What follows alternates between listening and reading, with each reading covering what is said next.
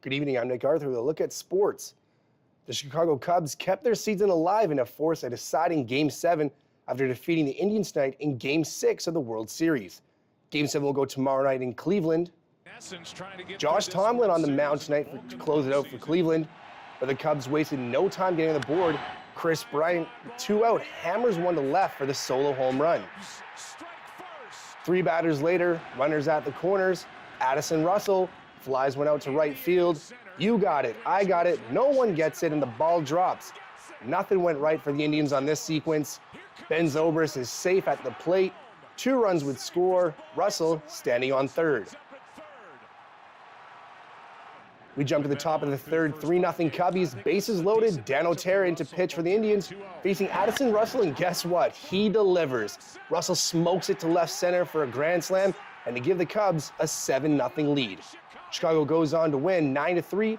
It comes down to one game to decide the World Series. 11 years ago began the rivalry between Alex Ovechkin and Sidney Crosby. Tonight, it's the start of another great rivalry as Connor McDavid and the Oilers are in Toronto to battle Austin Matthews and the Leafs. Connor McDavid leads the NHL in scoring with 12 points, but not far behind him is rookie Austin Matthews with 10. We pick things up in the second period, game tied at 1, Leafs pressure. Martin goes down low for Soshnikov, who feeds it in front to Ben Smith, who puts it home for his first goal of the season. Move to the third, walking the line is Darnell Nurse, who puts one right through the glove of Frederik Andersen. And this one would need overtime. Just 12 seconds into the extra frame, Nazem Kadri gets past McDavid and dekes around goaltender Cam Talbot for the game winner and his second goal of the night. The Leafs defeat the Oilers 3-2. Just when he thought his pro football career was over, 1 week before the playoffs, Paul McCallum has been thrust back into the spotlight. The Lions need help in the kicking department, and so Wally Buono will rely on the experienced foot of the future Hall of Famer. I had come to terms with, my football career is over.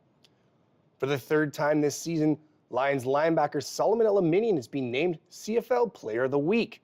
What a season for Solly after recovering from an Achilles injury. I'm just happy that we're winning and defense is playing some good ball, and I just make plays that I'm in position to make plays, and it's nothing difficult. It's just make plays to come to. The modest Solomon Eliminian is definitely making the big plays at another level. He credits the defensive line for doing their job as well. Solly is just 13 defensive tackles shy from the all-time franchise lead, currently held by Dante Marsh. And that's what's going on in the world of sports.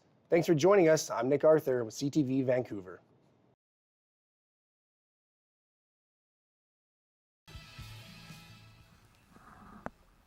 Hello and welcome to BCIT Magazine. I'm Nick Arthur. And I'm Anissa Hetherington. Vancouver bike riders could soon be able to access the web more easily along their route. As Johnny Smart reports, it's all thanks to a new partnership between bike sharing company Moby and Shaw Communications. We're now joined live by reporter Johnny Smart. Johnny, how and when will the Wi-Fi be available? Well, Shaw engineers will be meeting with city workers next week to discuss logistics, but Wi-Fi will be available for Moby users at all stations. Nick? And what are the terms for the agreement between Shaw and Moby? Well, it's a 5-year deal. At this point, we don't know exactly how much money the deal is worth, but what we do know is that all the proceeds will be going directly to Moby. Back to you. Welcome back. Weekday meal programs have been in effect across BC for years, but they leave a gap on weekends. BCIT Magazine's Jordan Parha reports on a new student-led program hoping to fight that weekend hunger.